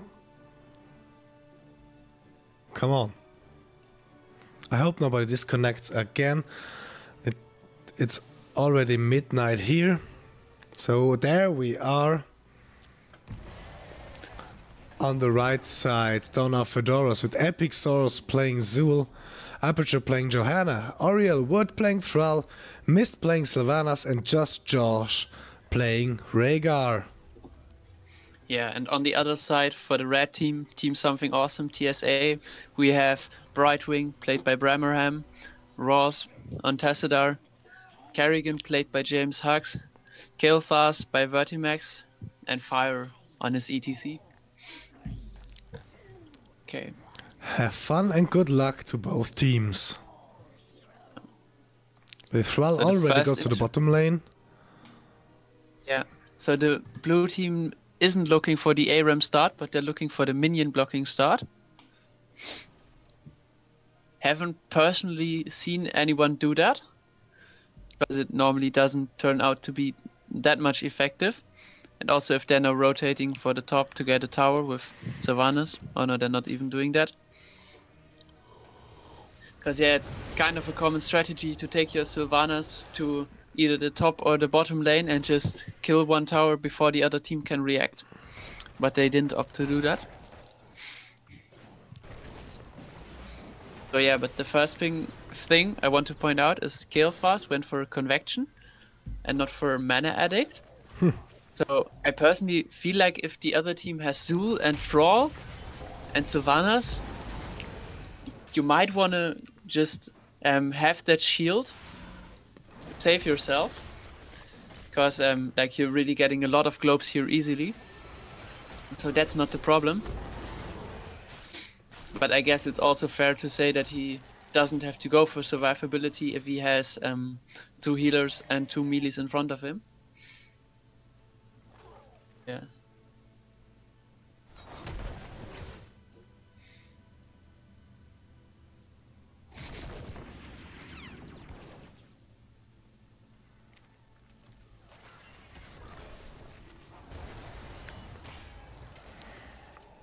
Yeah, again, both teams pretty even here.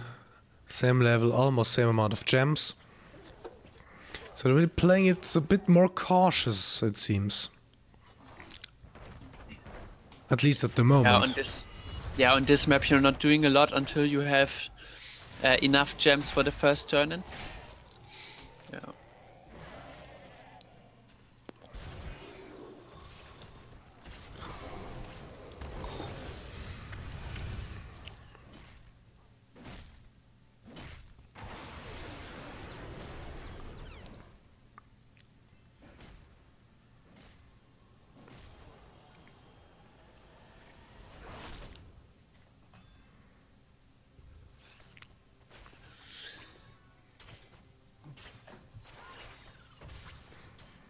Yeah, not very much happening at the moment.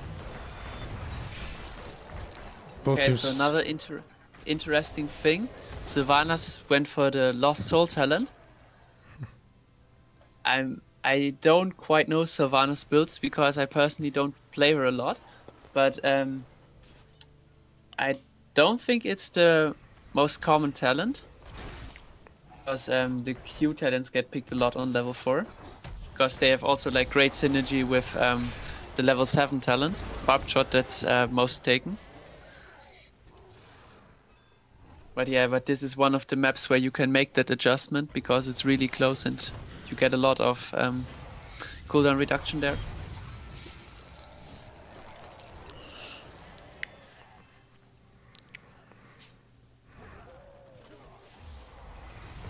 Well, Donna Fedoras is ready to turn in and get the first wave.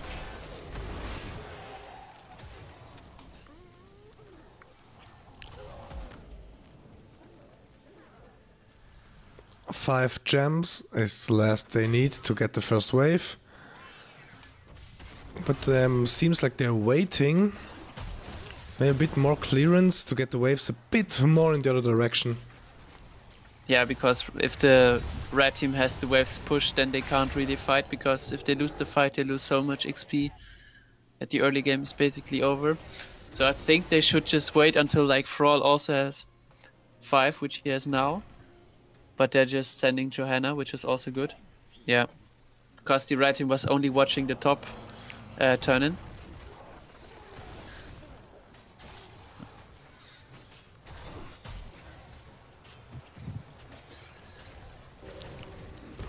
And there we go, the first web weavers are summoned right now. And trying to get a little bit of push. Let's see if Sylvanas can play her best here and get as much value out of this first web weaver wave as she can. Yeah, doing it just the right way with Sylvanas, grouping up all 5 of them and push as hard as you can. That's the best thing you can do. Because if they come to contest, then you still have the other 2 lanes that are pushing for you, because you have a web weaver there.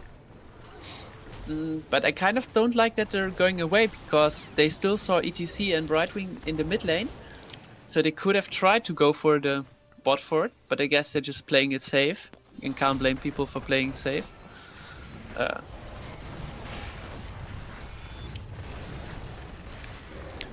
Yeah, they're getting the value in distributing all their damage, pushing as much as they can on all 3 lanes to get as much advantage on the whole map as they can get. They got all of the towers, so that's pretty good, and that's where like half the level lead comes from.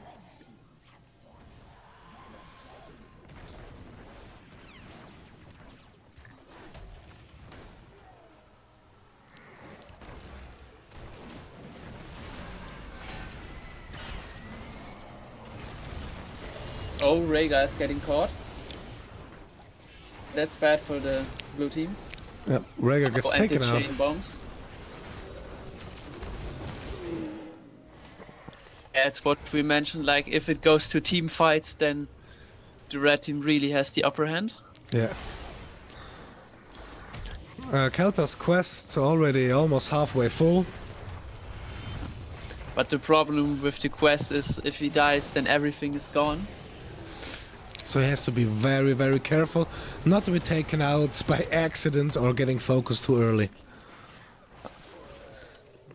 But yeah, now the red team has the web weavers, and they should also be able to get a lot out of it. At least like towers on 1 or even 2 lanes. Yeah. Let's see if they pull the same strategy as the blue team did earlier, and pushing on multiple lanes, one after another, to get as much value out of it on spread out. Now a team fight is happening some damage, but not really much. As there's not happening much, is favorable for the blue team, because they have Thrall at the bot lane, and going even in a 4v4 is then good. But now if Zul gets caught, that's obviously very bad, and Johanna should be body blocked to death. Yeah. Both got taken out almost instantly, I would say. And they get the first gate here without further problems. And yeah, the blue team doing the right thing, rotating away, getting as much XP as possible, because the top lane you can't defend that with 2 people. Yeah. Getting the fort there. Town getting a good foot in the top lane. Slightly different, as we said, the blue team distributed all their damage, while the red team here mainly focused on 1 lane and gets as deep in as they can. I mean, it makes a lot of sense, because if the building is busy attacking the objective, then Kerrigan and ETC can go ham on the blue team. And as we mentioned, the red team is a lot stronger in team fights, so that's very good for them. And they're getting 2 turn-ins in a row. That should give them the earlier level 13.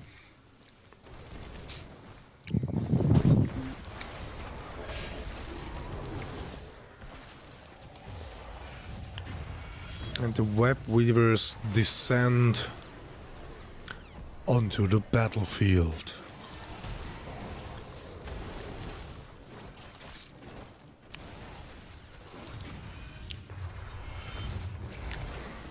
Yeah, now this time they're pushing the mid lane, The little Phoenix.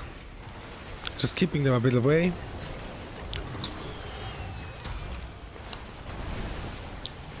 Oh, but the mosh pit directly cancelled. Yeah.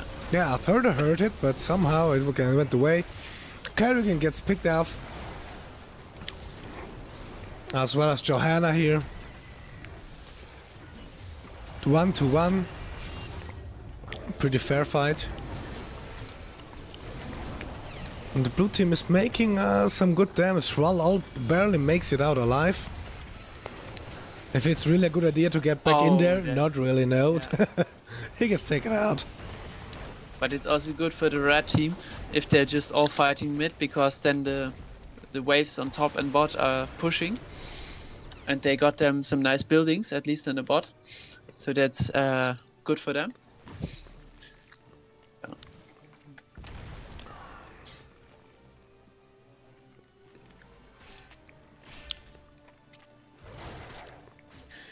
So also now, as there's not much happening, again looking at the talents. The only talent that stands out to me is the ETC level 4 talent, because I'm not a tank player, so I don't quite know what to get there, but I haven't seen this one yet, because I don't feel like going over walls is that useful. Yeah, I beg to differ. I think it's on one side good as an escape mechanic, and on another side to stand in the shadows and just rush in, pull off a mosh pit from basically, yeah, behind the wall without being seen. So that could be of some use. Yeah. Good. I don't quite know that. But yeah, I don't pick it myself, I mean, yeah, really of often, course, but they picked ETC. No, they picked Tassadar. They picked Brightwing. So the blue team doesn't have a real way to look into Fog of War without face checking. So could be.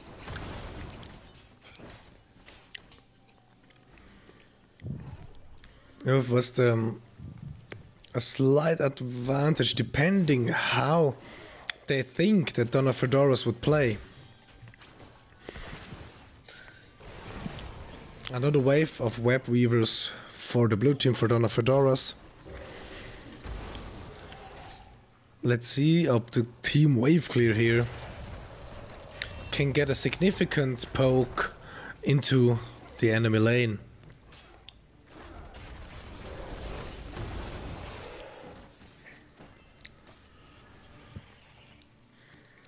The bottom web weaver gets taken out pretty quickly. Everybody's standing ready. Yeah, and the middle and the top web weaver still have a long way to go. So I don't think the blue team is gonna get a lot out of this one. As soon as the middle web weaver is down, they move up to top, rotate to top, and maybe initiate the next team fight. Blue goes back. They know that they're coming. Well, a fort was taken out at least for them, but it's not that value they were looking for. I'm pretty sure about that. Yeah, no, not at all. They got one low health fort down, and they had to use 60 gems for that. But yeah, going for the bot fort now just opens up the red team to go for a boss. Which they immediately do. Yeah. And the blue team is far, far away, so they can't intercept or do something against that.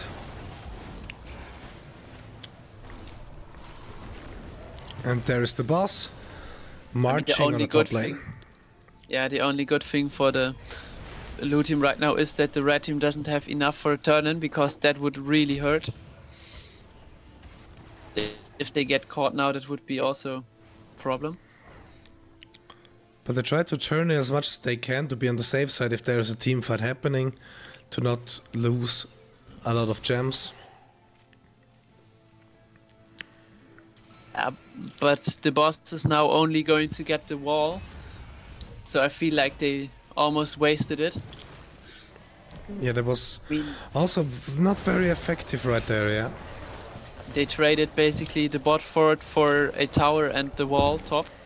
So I guess it's kind of the same value. And they're now still getting the turn in, but still.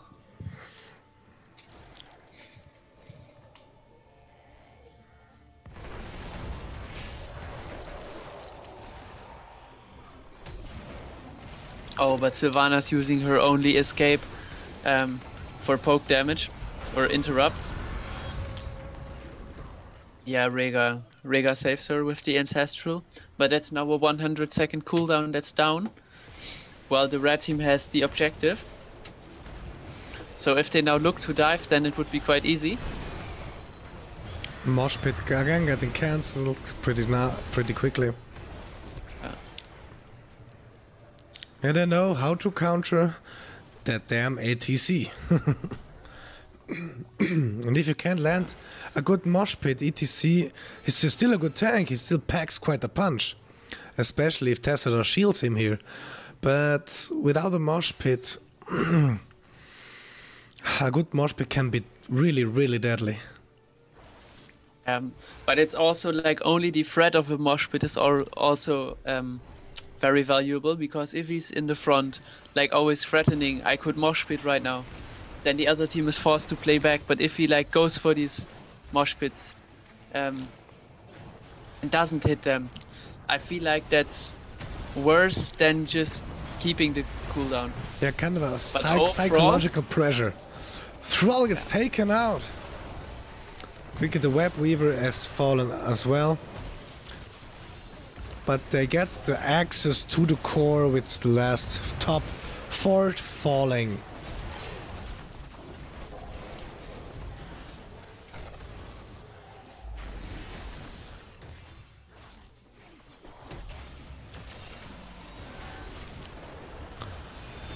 Nice team fight, and Rhaegar gets taken out 3-0 at the moment. Great tested our wall. Absolutely, together with the Kerrigan, and Johanna gets taken out, and Zul is the last remaining survivor, going back near the core to be in a safe set, but gets focused and gets taken out as well. And they're going straight for the core. TSA aggressive as hell, going for the core. Be sure to get as much damage in as they can, even play game. This is pretty harsh. They can pretty much end. Yeah, and they go for it. Thrall can't do anything about it. Sylvanas comes back in 7 seconds. Rhaegar in 5. This is GG, and this was extremely aggressive play right here, but well played. GG.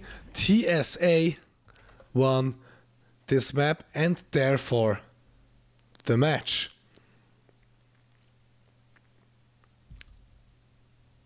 Well played, guys. GG. And we'll see us soon in a few minutes with the winners interview. We will be back.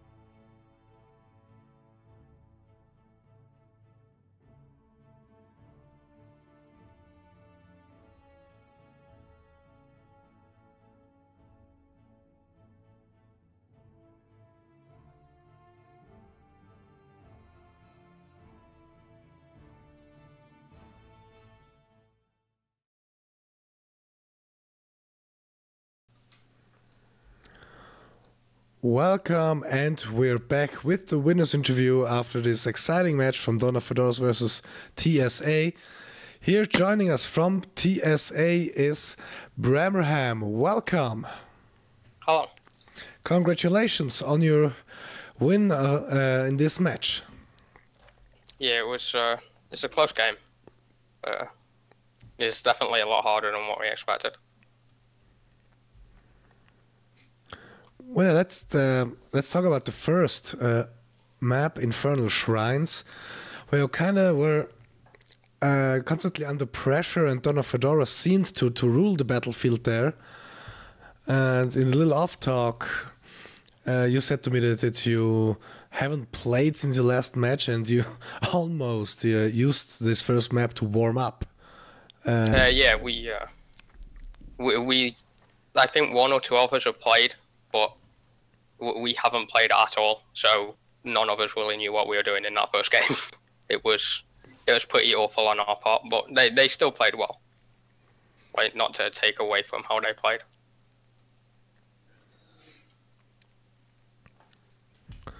Okay, I mean, it was really nice. Nice to see the comeback you did in the second and the third map, which was the decision to win. Did you just get back in the game, or so? I mean, did you really just warm up, or did you change your strategy based on what the first map and how Donna Fedoras played? I think we just sort of warmed up. We realised, like, oh, okay, we lose if we lose this game. We played Asmodan, which we've never played. We weren't sure how good our player was on Asmodan. It was just like, yeah, sure, let's just play Asmodan and hope that it works. It turned out pretty nicely. Okay, so now we're talking about the composition of the second game anyway. There was one thing about that kind of seemed odd to us. Why did you last pick the Zeratul? Just what were your thoughts? Because we kind of didn't like it into the Brightwing, because she has like the reveal, she has the polymorph. So we were discussing what to play. There's a few options being thrown around, and we kept going back to the Zeratul, but we weren't sure because obviously they had the Brightwing, and Rose said that he was confident that he could pull it off anyway. So we trusted him, and it paid off. Okay. Like his VPs won us a few fights.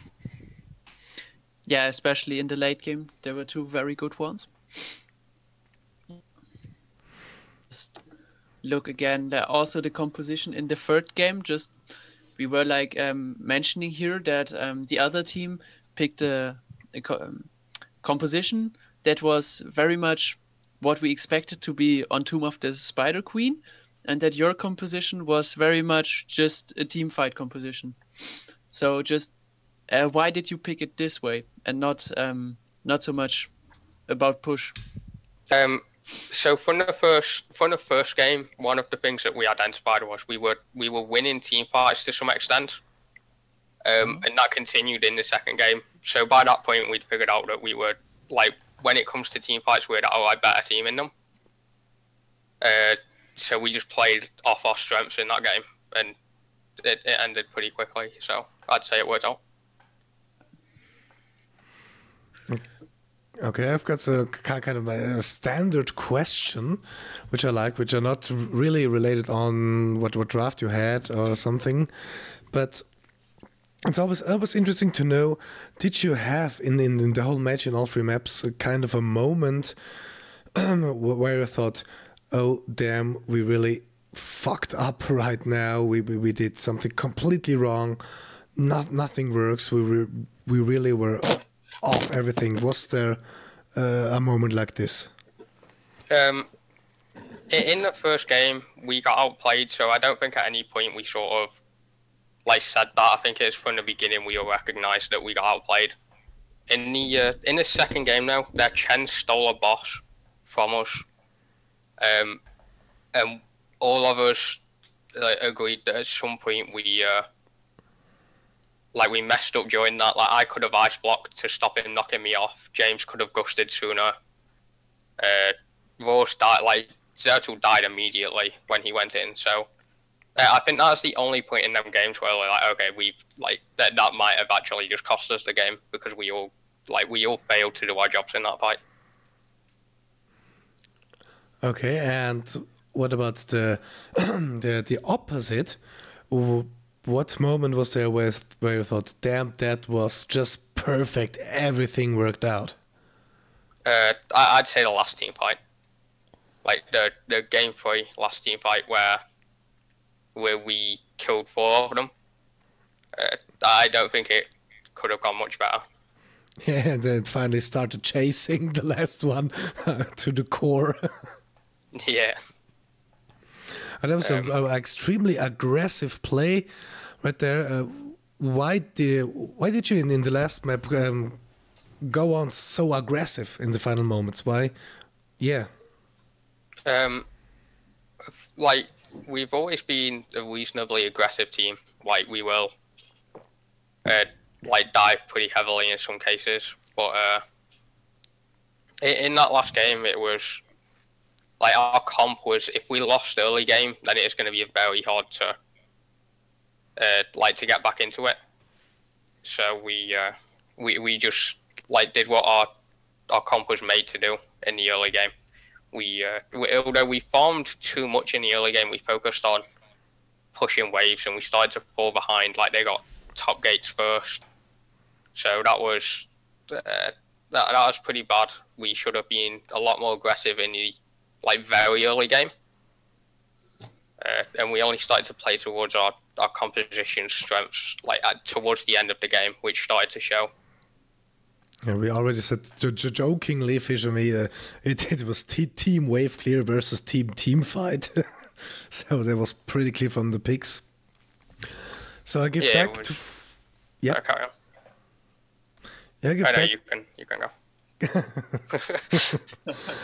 I'll give back to Fish. More questions from your side? Well, I mean, those were kind of the big questions. Like, the only thing else I had was kind of around that Shen boss deal, but you already said that, so I don't have any questions anymore. Yeah, from my side, I'm good. Wait, there's one thing actually. In the third game, we were kind of puzzled. You got the boss on Tomb, but you didn't decide to push with it. We just kind of felt like you didn't get anything out of it because they cleared it and you got like only a tower out of it. Why did you not go with it? I think you even had a talent lead at that point, 15 against 16. Yeah, there's a lot of confusion in comms at that point. Like, none of us knew what we wanted to do, so it ended up as like we ended up just wasting boss. We didn't really get anything out of it, and we didn't really create much pressure anywhere else on the map. That was pretty poor from us, but I think that was one of the few places in the early game where the few places in the last game where we misplayed pretty hard. Yeah, I mean, basically, like, we liked the boss call a lot because they were all bot. That was an invitation to take the boss. But yeah, I mean, you denied it from them. So, I mean, you kept them in their base so you could get some waves, get the next web weaver wave. So, but yeah.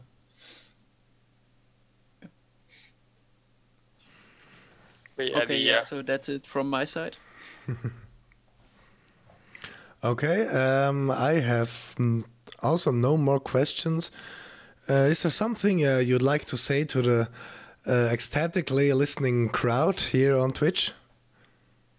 Shout out to all of them for still being like awake to watch it. Like, shout out to you guys for staying up to cast it. I know it's a pretty late time to have a game. As long as it's a good game. Shout out to the other team for I've been happy to have the game at that time. Like, James had just got back in from work. It's like the only time that we could do it. All right, thank you very much for this winners interview, and that'll be it for this game. And I remind you again, join us heroeslounge.gg, follow us on Twitch, and tomorrow a special podcast here on Twitch at 1900 hours CET. That's 7 in the evening, Central European Time.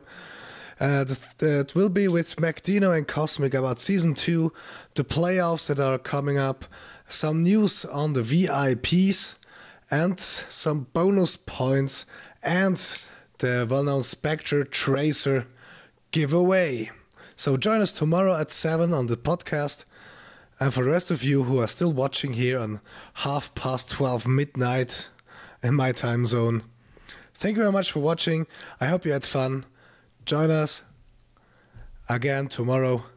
See you and good night from every one of us. Thanks for Fish for co-casting tonight. It was fun with you. And again, congratulations to TSA. Goodbye.